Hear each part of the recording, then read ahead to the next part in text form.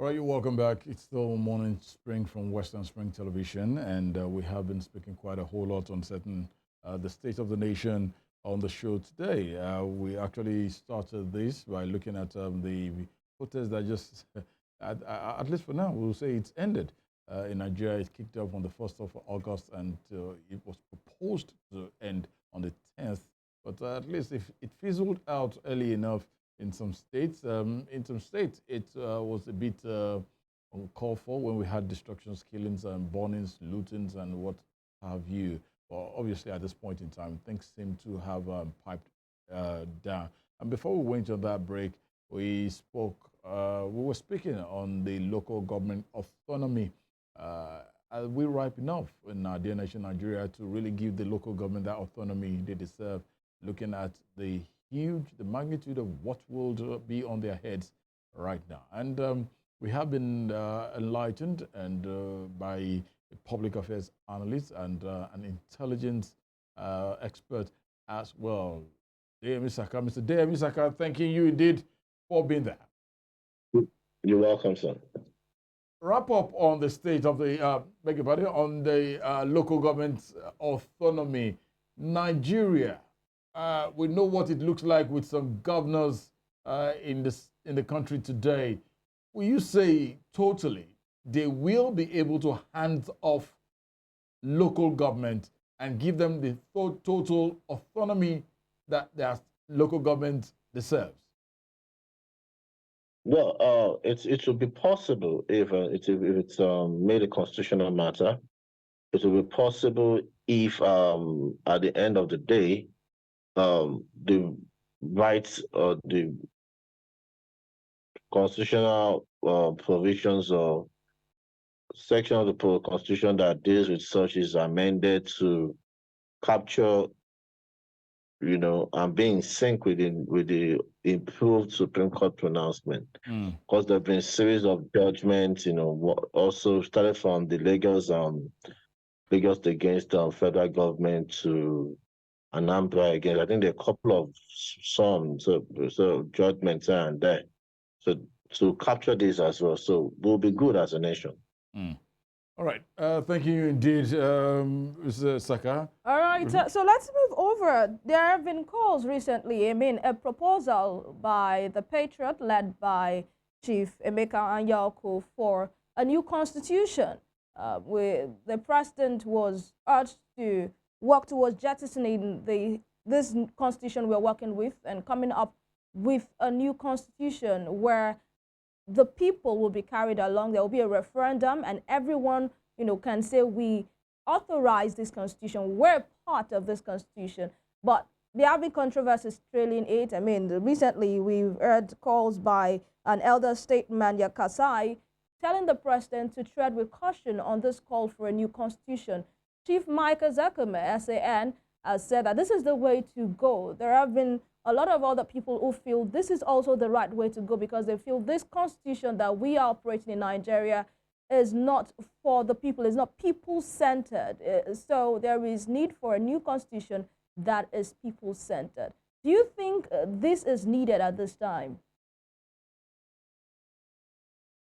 I've always been, I don't know, it's not so much a difficult or probably sensitive issue to discuss. Everybody close to me, and every opportunity I've had, I've always told people that this constitution was brought upon us by the stubbornness of Afenifere.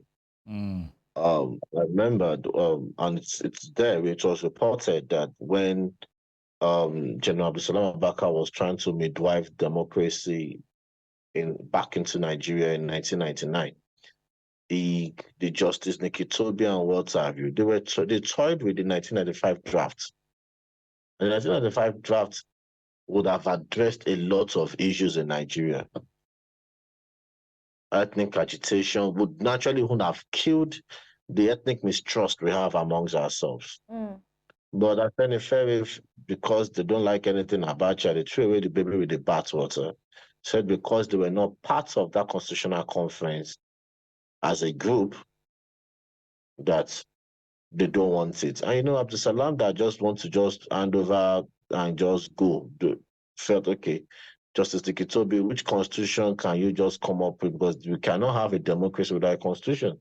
So I think those ones dusted the previous ones and felt, okay, this is appropriate. That is why you find that there's a lot of disconnect between the realities on ground and provisions of the Constitution, the 1999 Constitution. That is one. Two, I think we don't, and and it's so saddening that when you see people saying we need a new constitution, we should dissolve this and this and this, you ask yourself, we have everything in place to, because only a country that if you are just defining a sovereignty, that you need a referendum, a constitutional conference. What we need is a constitutional convention. Okay.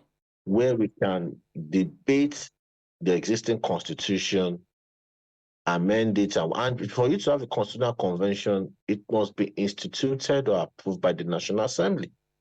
Because as we speak, there's a National Assembly, and it's the only one that can do anything about the constitution. Because the 1999 Constitution brought about the National Assembly. And if you want to do anything about it, if you want to do, and we are not in a state of war, so, and we are not silly, like the supporters of Muhammadu Buhari that were saying scrap the Senate or National Assembly.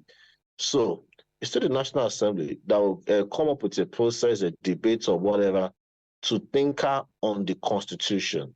What we can do is have a constitutional convention. They probably can bring their proposals to the National Assembly. And the National Assembly will find a way to incorporate it in an existing constitution. Okay. Or probably adopt it as a new constitution. But we cannot say, and we don't need this jamboree of exercise. The 1995 draft should be dusted and should be adopted. Simple.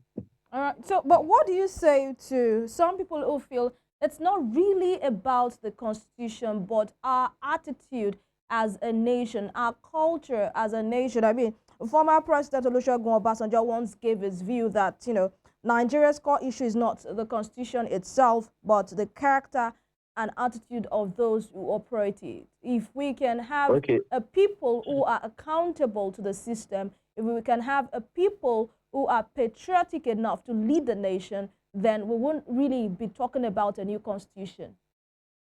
No, let me address that. He's right, and I cannot obviously I won't go against him. He's right, but let me push. Go ahead, please. Go ahead. The conversation further. If every region of this country have a sense of belonging, our attitude will change. Whether we like it or not, there is an imbalance in the country. Every other region has 6 states. The Southeast has 5 states. That's an imbalance. So are you saying the southeastern part of the nation are being cheated? Well, that's an obvious one. Okay. And if everybody wants to go in terms of what comes to each region per state, they should change. Okay. If you now say to let us vote according to our region, to our person, they have 5 states. They can't match 6 states. But when the Constitution says presidency is a constitutional matter, and it's still in the Constitution that presidency must go to round all the regions, so everybody will just feel so that it will come to our turn. All right, Mr. Saka. We are pressed for time, really. Just as you rightly said, when we started, we have not pushed you away, but because of the want of time at this point in time, I would like to thank you indeed for taking time out to be with us, Mr. Deyemi Saka, a public affairs analyst and an intelligence analyst per excellence. Thanking you indeed. You definitely get to hear from us sooner than you expect. Enjoy the rest of the day. All right, bye. Take care. So, thank you. It was always nice speaking with Deyemi Saka. It definitely brings about his brilliant analysis, and I would like to thank him for being here. All right, and that will be the size of the show for today, and hope you have a very beautiful Tuesday ahead of you. Tunde Idowu is my name. See you tomorrow. And of course, I'm Evelyn Ohiolei. You know that Spring Trends will definitely come right after this broadcast, so stay tuned. We are bringing you the trending issues on social media. Do not go anywhere. Bye.